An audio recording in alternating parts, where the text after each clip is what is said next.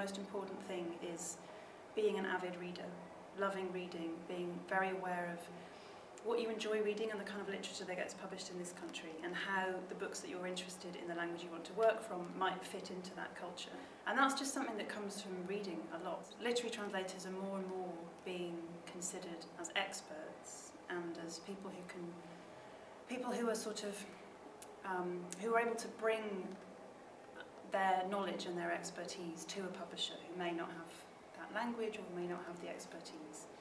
I think we're much more trusted than maybe we were a few years ago, just because of being more visible, and that visibility is only going to increase.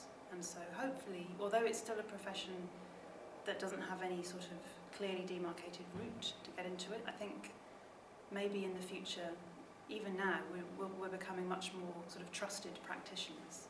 There are more MA courses now for people interested in literary translation.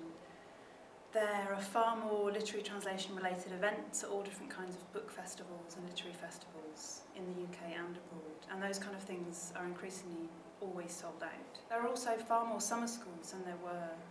I think the BCLT one has been around for about 10 years now, but there's also one called Use Your Language, Use Your English, and the Arvin Foundation this year ran their first ever literary translation workshop, which fingers crossed will run again next year and in years to come. So there's lots and lots of ways for young people or less experienced translators to get a sort of foot in the door, as it were. I recently, with two other younger translators, set up something called the Emerging Translators Network, which is a way for young or less experienced translators to seek advice, give each other advice, and ask the kind of questions that maybe they wouldn't want to ask a more experienced translator if they're not yet able to join the TA, which you can only do if you've published something or have a contract to publish something.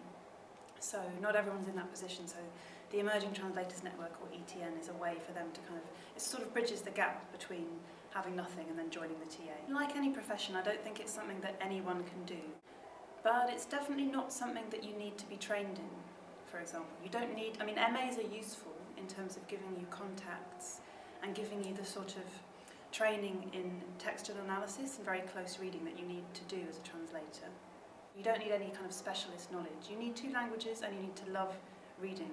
I think you also need to be a little bit stubborn because although things are getting a lot better, it's still not as easy as it should be to have things published in translation in this country. So long as you love what you're doing and you're tenacious with it and pursue it, then there's no reason why you couldn't do it.